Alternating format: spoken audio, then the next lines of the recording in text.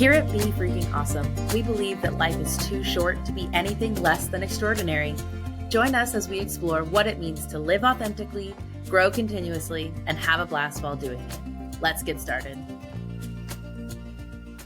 Welcome, everyone, to this week's episode of the podcast.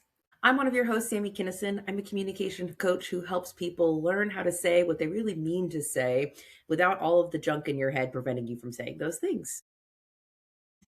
I'm Angela Belford, and I am a coach who works with people who know they can achieve more and can't figure out why they can't get there. So either they're a little bit afraid that they're already given their all, so the next level feels scary, or they I do all the things and I don't get where I want to go. So I help them clear those internal roadblocks that are often invisible to them. I love that. So Angela, what are we going to be talking about today? What are we diving into? Okay, well, first of all, I gotta give a shout out to one of our listeners. We have a very loyal listener, and it is Melinda Kinnison. And Melinda Kinnison has the wonderful thing that she has done in that she birthed Chris Kinnison, and she has been a fantastic mother-in-law to Sami Kinnison for the last 10 years. And so she and I get to have a lot of conversations about grandparenting. Okay, and a side note, when your kids get married, I knew I would get another child, right? Like, so I have a son-in-law and a daughter-in-law. I knew I would get that. I didn't think about the relationship I would have with my kids' in-laws. Anyway, so Melinda's a friend, shout out. So we're going to talk about grandparenting without shame today, because sometimes when we're standing around birthday parties and we're talking about the podcast, then she and I get into different conversations about how the impact of what we talk about on the podcast and how we're thinking about how we do our lives. And so this came up from one of our podcast guests that we had, who said, we need to bring back shame. And Sami and I are like, no, we don't. No, we don't. And I think what she was really meaning is like the idea of peer pressure and our society expecting certain things from people, and that was a good thing, right? That there's a standard of excellence that our society should expect from the humans who participate in it. And that's what I'm going to choose to believe. But when Melinda and I were talking about this, we were talking about how it's very difficult to grandparent without shame, not in a like, we like to use shame, just like in the ways that we were parented and that we parented, we didn't even mean to, didn't even realize, didn't have the verbiage or the language to understand the difference between guilt and shame. Guilt being I did something wrong, shame being there's something wrong with me, according to our chosen expert, Brene Brown. And so I think there's a when you're grandparenting, you don't get as many reps of practice. So you only get these small little windows and you got to really nail it, and you can inadvertently do the wrong thing. And so I want to talk about it on the podcast of how we can do it differently so that we can practice. I also want to take a step out and zoom out just a hot second, because there's so much complication and layers within the grandparent relationship and within that, because number one is I truly believe that grandparents are probably not out here being like, this kid is bad. Like, they're a bad kid, rotten to the core. I don't think that is a real thing that people, if you ask them, do you think your grandkid is bad? They'd be like, of course not. They might say things like, my kid's Lala, some says, and they're rotten like a peach, which she means that they're very, very sweet, because when peaches, the more ripe they get, the sweeter they are. But there is sometimes this like, well, why aren't you doing it better? Why are you behaving this way? What is going on? Is it the kid who's not behaving well? Is it the parent who's parenting poorly? Is it the grandparent's influence right now? Like, there's more, the grandparent responds to the kid, the parent can feel like that's feedback to them. And in some ways it is feedback to the parent. It doesn't necessarily have to be positive or negative feedback. It just is feedback. It is just things going on. It's layered and nuanced and tricky. It can feel really tricky to do it right. And I think that the times where you're just like hanging out for 2 hours, parents are there and they're the ones like on duty, so to speak, that's probably not the time that it's as hard. But when it's like, hey, now I'm watching the kids and it's on me. Actually, I will disagree with you. Ooh, okay. I will. I have a couple of thoughts on that. Number one, These are my When, hypotheses, yeah, by the yeah, yeah. way. So like Yeah, no, for sure. delighted for you to I say, no, have I actually I think have it's two different. thoughts. Number one, my experience with grandchildren is that they are way better behaved when their parents aren't around. And that's just Mm, universally kids. I think kids, you know what I mean? Like they know what buttons they can push with their parents. They're safe and comfortable with their parents. And so I think like we have seen it repeatedly where the kid is fantastic. The parent walks in and they melt down and we're like, you have been perfect and amazing for 4 hours.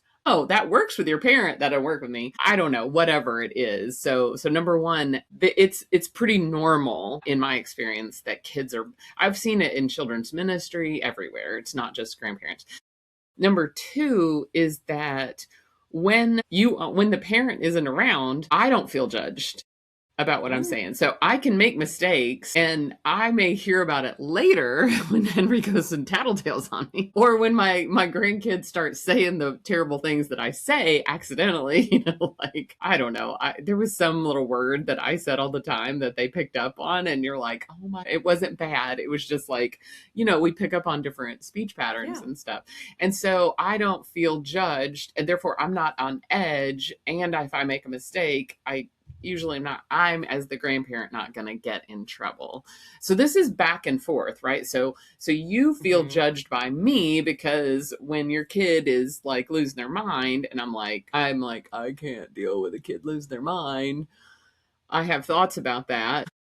I have an assessment of my mental health at that moment. You could feel judged by that. Sometimes I'm not actually judging you. Sometimes I'm Right. just like being ADD and like, I can't handle all this noise stimulation, which means nothing about you. And I But you think that can make right it feel there, like it's about you. you and I have a really good one. We talk about these things a lot. We say the unsaid thing out loud, which take as the model, because there are times where it's like, I know that my mom has a problem if there's too many noises. I also know that my mom knows that 2 year olds get irrationally Yeah. angry about irrational things. And Yes. that there are times that, like, it has zero to do with my performance as a parent that Right. my kids are yelling right now. Like Right. they are just developmentally appropriate, Yes. mad about something. And that's not, doesn't have to mean anything about me. It means, what it means is that my kid is hitting the right milestones and they're testing limits and those kinds of things. And so I think that we do a good job of naming those things, and I know I have people in my life, and I know there are other people out there that then like, oh, my mom can never handle it when my kids make noise. She just wants my kids to be silent all the time. Like, no, no, no, that's not actually what that, when you do so then so therefore So this is what that therefore, means. yep. Not always. Yeah, because I mean, we have to say this a lot, and you have to fight the cycle. And I sometimes encourage you to fight the cycle and discourage. You have to fight the cycle of, oh, I'm responsible for my mom's emotions. Yes. On my tired, stressed out days, I like it that you help manage my emotions. It's not healthy at all. It's not healthy at all. And there's times where I'm like, I really do appreciate that you're considerate. There is a balance where it is like a consideration. Yes. Because there's times when you're like, I don't know, you feel like you've had a hard week. It might be too much for you to be around the kids. I'm not going to be offended by that. Right? Yes. Like that's consideration of my capacity. I also have to be considerate of my capacity. I have to say, I've just been too many things. I can't hang out. I do from time to time, but it's not my choice to hang out Friday night, all day Saturday, and all day Sunday, unless you're not there. Like if I'm in charge of the kids, then I can manage it because then I can like then I'm not judged the whole time. And I can like manage my own self, right? I can go and I Right. can go for a walk. I've actually got your kids really good at taking walks in my neighborhood because it gives it gives the noise somewhere to go. It does. Right. And so, anyway, all of that to say, like, we do say the things out loud. We do manage our own capacity. We're considerate of other people's capacity. So, already these are some things that we do well in Mhm. that. Not actually what we were planning to talk about, but also good modeling that we got some here. It feels really bad to me, just so we can be clear. It feels real bad to me that I can't just love being around my children, my grandchildren unconditionally. I would love it if I could just be with them endlessly and it never bother me. But every grandparent I know is like, oh my gosh, I love my grandkids. Kids spoil them, send them home, which is another way of saying I have a capacity limit to how much I can do. I also think I think a lot about when I do something from morning to night. I have gotten used to this. When I carry around a backpack that has 50 pounds of weight in it, then like picking up that backpack is like not a problem for me. I do it every day. I've been doing it every day for, 6 months. Like, it's no big deal.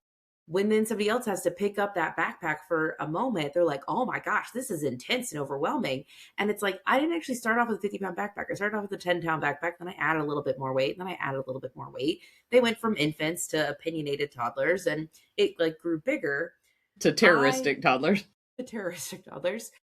And so there are times, even when we go visit Melinda and Mike in Little Rock, I have to remind myself, and sometimes I try really hard to remind them, like, I am used to the chaos that 3 children bring. And at most right now in their season of life, what they're experiencing on like a weekly basis is their grandchildren who are in town, which is one who is 3 years old and one who is an infant. And so like you really have one kid that can talk to you on a regular basis, one grandkid. There's 2. It's going to continue to add weight, but it's going to get louder slowly. It will get louder slowly. Whereas then when I enter the house with my 3 children, like the volume goes from level 3 to level 8 immediately. And then usually those extra 2 grandkids are over there too. So they go from like 2 to 5. Yes. So it's not like they go from 2 to 3.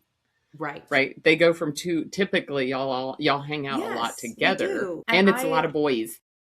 It is a lot of boys, and there is just something about like the noise increases exponentially, not linearly. It does. I don't know why. I don't know how. You're like, wow, the one kid on their own was not this loud.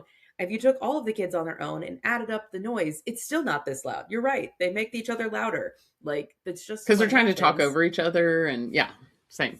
They're playing and having a good time. And so I think that I don't have enough experience about like, I have my own thoughts on what I think grandparents should do and shouldn't do. I'm sure Look at you shitting on us.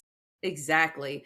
From a place of never having been there in a similar way, not in the same way, but like people who don't have children sometimes have a lot of thoughts about how children should be raised. And some of those thoughts I think are really good and valid. And some of them are like, you've not actually been there. And at a certain point, you are worn thin by like death by 1,000 paper cuts. And you're like, what's one paper cut? You're like, what's 1,000 paper cuts? It's tricky. So, which also is actually on the flip side of the coin is that grandparents, because they have been there, then they think they're the expert. Right. Yes. And we have in our society, let's talk about what we have as a result of the way we parented, which is an epidemic of loneliness. We have higher anxiety and depression than we've ever had. Like, I'm not sure that we are the paragons of virtue in terms of making sure that we have a society full of people that are full of mental health and that are well connected. I don't think we've got. So I think we need to be cautious that our way was the right way. I think we have to be real careful that like maybe there's a better way and maybe we've learned more. Digging in on that though, like that is an area that I think when we're talking about shame, I think sometimes grandparents feel like if you're saying there was something wrong with my way that I parented, I'm supposed to like, I did something wrong. I'm a bad person because I didn't parent you in this right way or in this way that you're doing now. And there are some people who respond out of that with like stiff arms to say, no, I refuse to accept you're telling me that I did it wrong. And I think that it just is going to be the episode of nuance. It's more nuanced than that. It's not that you did it wrong. It's that we know better and we do better. We know. I mean, back in the 40s and 50s, they told women it was a good idea to smoke cigarettes. Like while you were pregnant. While you're pregnant. Yes. Sorry. While you're pregnant. We know better. We do better. Right. And so like we know that fear-based parenting doesn't actually lead to good mental health outcomes for kids as they get older. And so having a parenting, and I don't know that you and I have talked about, I do think even some of the ways that we were raised, there is still a base level of like fear was the motivator, avoiding getting spanked, avoiding getting time out. Like there's different things. There was like, no, here is the fear. This is the thing you should be afraid of. So you should avoid those behaviors. I've never thought about this, but if you put this on top of the motivational triad, parents basically just use the avoid pain. Like that was the only one. We didn't use all three. Be efficient. We didn't seek pleasure. It was simply avoid pain. Because I can even think about like when I said be careful all the time. You have encouraged me to say that differently. Be careful was like, I don't want you to get hurt because I don't feel like going to the hospital. Right. And I don't want add the explanation for why modern parents, newer parents don't want parents, don't want people to say, be careful. As somebody who like lives with a background track of anxiety, that I do a lot of things to regulate to help keep that volume low in my head, being told to be careful all the time, that is the number one goal. Like you got to be safe, be careful. I actually, even for you, Angela, like being safe is not your number one hope for me as a human being, as your child. Like you don't hope that I just go and live a super safe life where there's never any risk of getting injured. There's so many times where you actually do hope that I risk and I put myself out there and I try. And so at the like 4-year-old level, does that look like your kids walking in a creek and you can say things like, hey, notice how the rocks feel. Do they feel slippery or do they feel firm? Great, they feel slippery. What can you do about that? Like, how do you build in those skills? What should they be careful of? Should they be careful if strangers going to pick them up from the street and run away? Or it's so the rocks funny. Are slippery? It's funny that you say that because I'm thinking about the parents that kind of try to notice that their kids struggle with, like their grown kids are struggling with anxiety, and they try to notice it in a way that doesn't sound super judgy, but it's clear that they kind of judge them. And now I'm like, I want to be like, how many times did you tell them to be careful? That's all their little anxiety is, just running in the background telling them to be careful. Like that's exactly what it is. Why won't they try new things? Why won't they go and do this? Why are they so afraid of rejection? Well, because we spent 20 years telling them to be careful. I hadn't thought about that. And so I like what you're saying, which is like, be careful of what? It's like, I know that the way your brain works, you can't tell a kid that's running by the pool, don't run, because then your brain has to, what am I supposed to do instead? And so it is way more efficient if you say to the child, walk, yes. Walk. Use your inside voice. Tell them what to do. Don't tell them what not to do, which takes more work for you. So it's like, notice where your hands are. Notice, like, let's use our, oh my gosh, it's super cute. Let's use our, what is it that they do instead of don't touch? They use their hands. Observation hands. So they put their little hands behind their back and they use their observation hands. What's really funny is that I remember when you were small, I wanted you to experience the world. And so I would say, come here, feel the texture of this. And I let you touch a lot of things in shops. And I was like, oh, we're going to leave it on the shelf, but touch it and feel it. I wanted you to experience. We're such touch people. You also, though, you would then follow up, and at other times you would say, this is a place where we look with our eyes, not with our hands. Yes. And you had a boundary. And so I did get to touch a lot of things, but it was look with your eyes, not with your hands. Which is another way of saying observation. Another way of saying observation hands. Yes. And I was like, I have that. Look with your eyes, not with your hands. Look with your eyes, not with your hands. I feel like there are times where there are a few phrases where I'm like, this is my like on repeat track. And I still could tell you what some of your on repeat tracks were.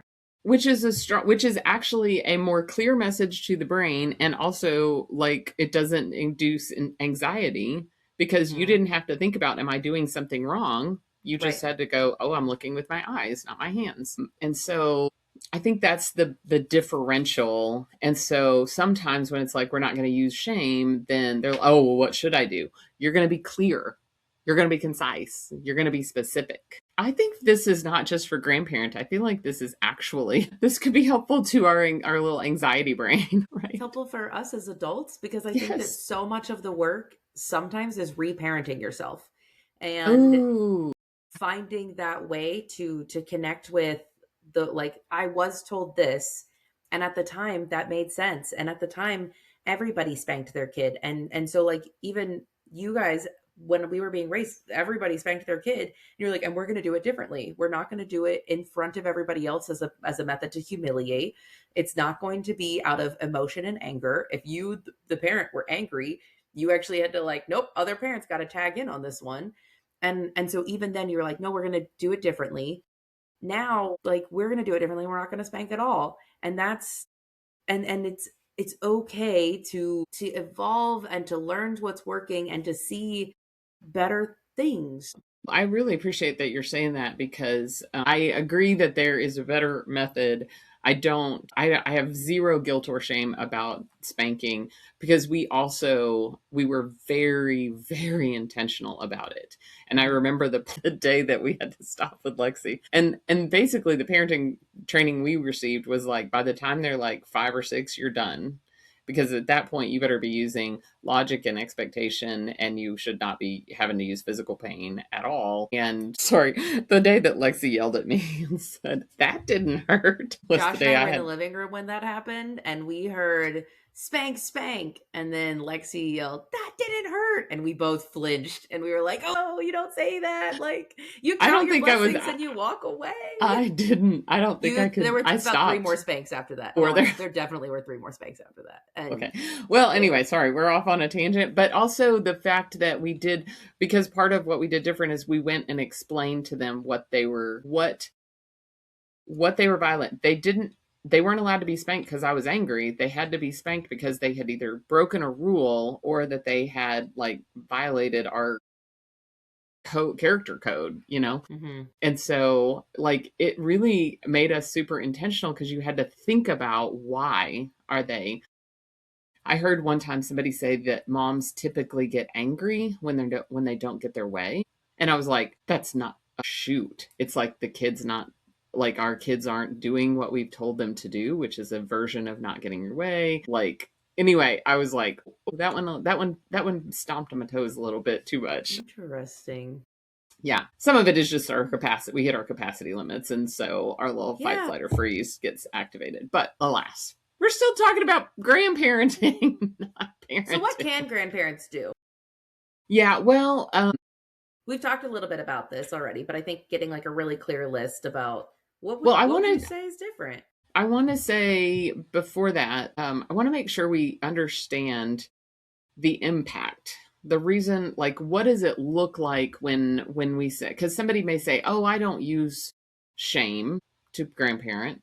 And so they may not recognize it. So I want to like make sure that we recognize what it sounds like if we're trying to use shame. It might sound like, what is wrong with you? You should be ashamed of yourself.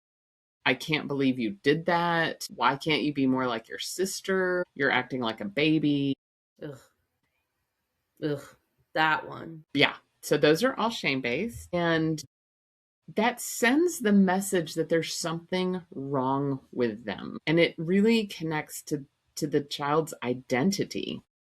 In fact, if you were to slow down, what you actually have an issue with is the behavior that the kid, because like you said at the beginning, nobody's walking around going, my kid is bad. My grandchild is terrible.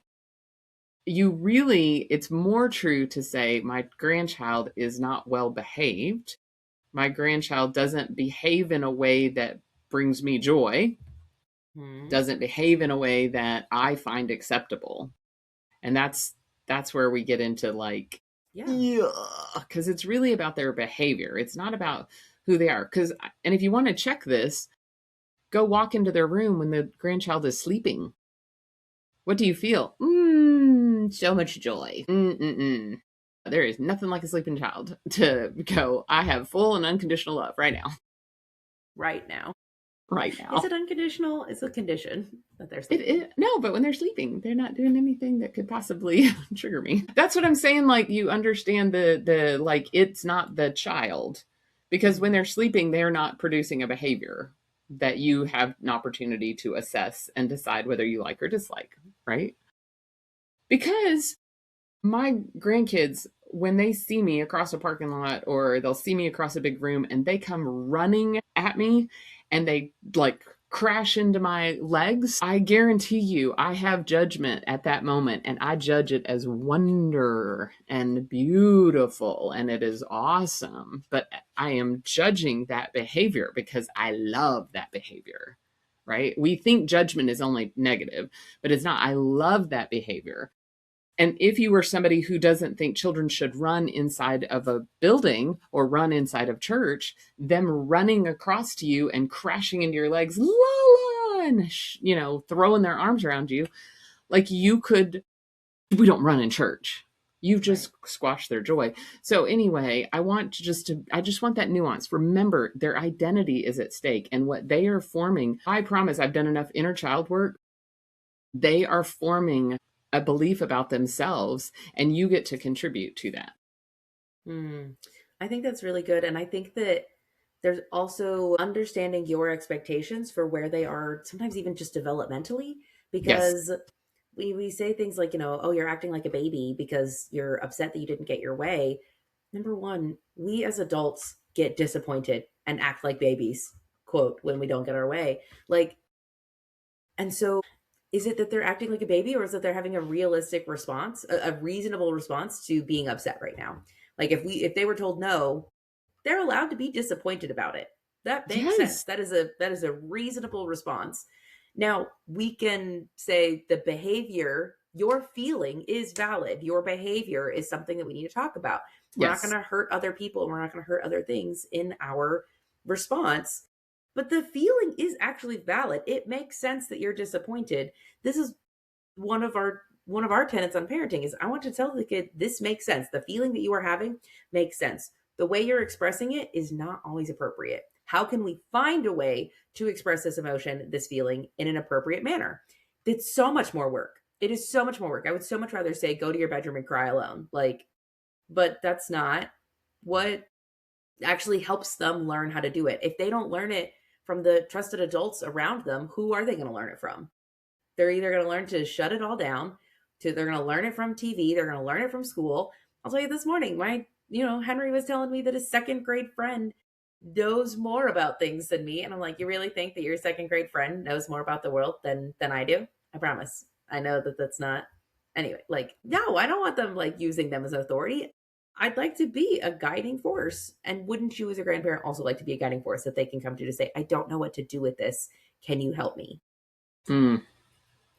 I love that, because we have an opportunity, and we can either be an influence for good, or we can be an influence that they have to go to therapy for. I joked earlier when we were prepping for this and said, I don't know, Henry may have to go to therapy. Henry's being raised by humans, so he's likely he will have to go to therapy.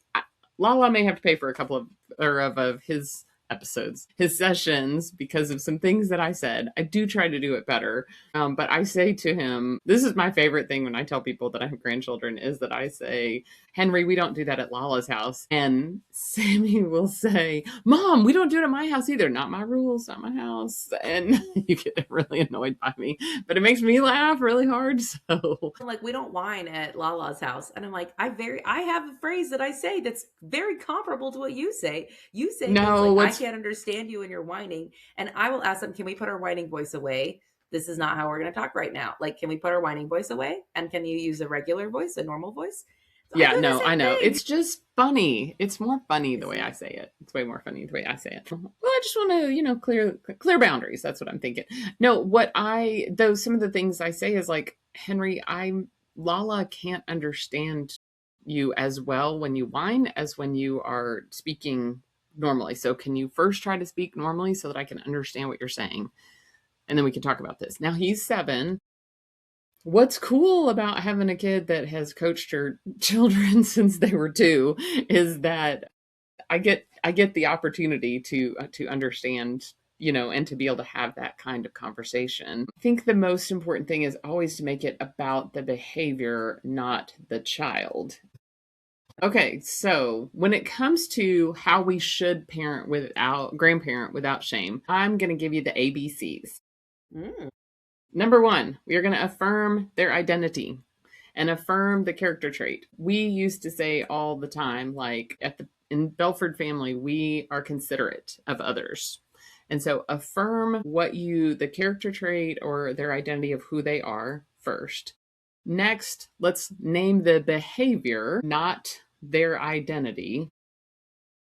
And C, get curious before you correct them. So, like, you may not even have to name it out loud, but identify the behavior that is giving you trouble, right? Because sometimes I can be like, that's not how they typically are. That's not an indicator of their character. That's outside of their norm. So wonder what's going on. Are they hungry? Are they tired? Are they stressed out? Did they not get their Sometimes they're starting to get sick. Yeah. And sometimes, they're just having a bad day. Sometimes they're just having a good day. Like It's true. which is also like super interesting. I had a couple of weeks ago where you were out of town, Barry was out of town, Chris was leaving town, and so somebody had to be the gap overlay. I'm such a great grandparent that Chris is like, can the kids stay at your house on Saturday night? And I'm like, no, you put them to bed. I will come and sleep at your house. I will pack a bag and I will come and sleep at your house. And then when you have to leave in the morning, I don't have to get up early and I have all of their stuff at their house. So anyway, and then they were so sweet that morning. Like it was so cool. They were the kindest, sweetest, most pleasant that they have been in a very long time. I was like, oh, I chose well. Anyway, I said ABC. I'm going to do the D. What do you want them to do? Be specific about what you want them to do. Dang it. I got another one. E. Encourage them. A, B, C, D, E. There you go. It's the ABCs here. So, right, we're going to affirm who they are. We're going to notice the behavior. We're going to get curious before we correct them. Tell them what to do, and then encourage them. I think this is good for parents and grandparents. I have 2 R's. Okay. It doesn't go with your acronym. Number That's 1, okay. Can we be reasonable? Can we remember what age they are? And is the thing that we want, is our expectation of this child a reasonable request? You got to have the 3 R's. Because when we were growing up, it was reading, writing, arithmetic. So it would be Respect, the ABC. Responsibility, and I can't remember the third R. There's another R as well. Reasonable. What's your next R? Repair. Be willing to repair. Realistic expectations. Be able to repair. So I think you need to remember to have realistic expectations. And what age is this kid? And how can they, is it actually reasonable to expect them to be able to do this thing? Is it reasonable to expect a 3-year-old to like light switch, be disappointed, and then be totally fine with that? Maybe, but maybe not. And so I think that you need to have a realistic, reasonable expectation of the child. And if they don't know how to regulate their emotions, I'm coming up with more R's. So am I. I'm like, remember how beautiful it was to be at your grandparents' house.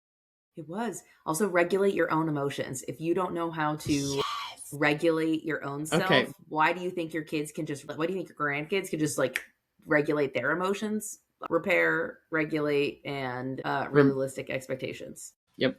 You can throw in the 4th one. Remember how fun it was at your grandparents' house. Okay, so you had ABCs. I think I have 3 R's I want to add in as well. Wait, reading, writing, arithmetic? No, different. Same, but different. First one, and this one is like, I really have a lot of feelings about this. I think you need realistic expectations of your grandchildren. How old are they? And is this something that they actually can do on their own? Is this something that makes sense to be asking of them? Is it make sense that I often will say about my kids, like, I too get really angry whenever I'm hungry and tired. It makes sense that my kid is really angry right now when they're hungry and tired. Is your expectation on them even more than what you would have for the adults around you? Because so often it like actually is. Like you don't expect the adults to perform as perfectly as you're expecting your grandkids. So there's that one. Number 2, regulate your own emotions. Because why do you expect your grandkids to be able to manage their behaviors all the time and their emotions all the time if you are not modeling that yourself? And if you like can't figure out what to do with your own anger, why do you think it's reasonable to expect that your grandkids can figure out what to do with their anger? And so sometimes you got to regulate your own emotions and you got to check what's going on with you before you can show up well for them. And then 3, I think be willing to repair. I think this is something that's really tricky because there can be this idea that as the authority figure, you shouldn't apologize. But it's okay to model that we all make mistakes and that we all have moments where we didn't regulate, where we had a big emotional reaction. And even when you get it wrong, and I said when, not if, because as grandparents and parents, like, you will get it wrong sometimes. That's okay. We need to repair. You got to find a way to say, "Hey, I'm sorry. I'm going to own what I need to own in this conversation." And because that, like, you're so much research about the repair part of the process and how much good that does. And so remember to repair. That's what I would say is reasonable expectations, regulate yourself, and repair whenever you need to. Those are my 3 R's. I love it. I would say I would throw in the fourth R, which is remember what it was like when you were a kid. If you got to hang out with your grandparents, my grandparents were the most fun. I would spend every summer with them.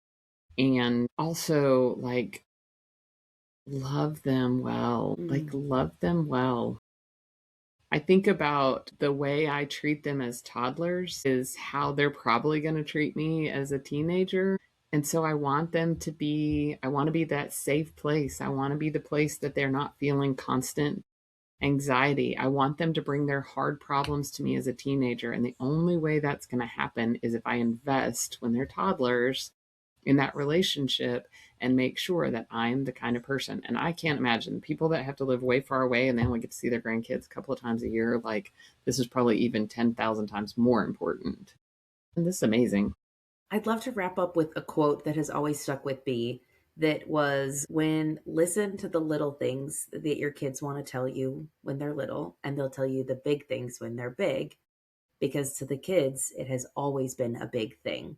Mm, And I think it really matters. And so how you show up, whether they're when they're 2 and 7 and all of these things, it can impact your relationship. I think there's no time like the present. If it's been different, then make a shift, like, make it consciously different. And that is something that is okay to do it differently. You don't have to be perfect throughout your whole time. So thanks everyone for listening. And until next time, I hope you guys go be freaking awesome.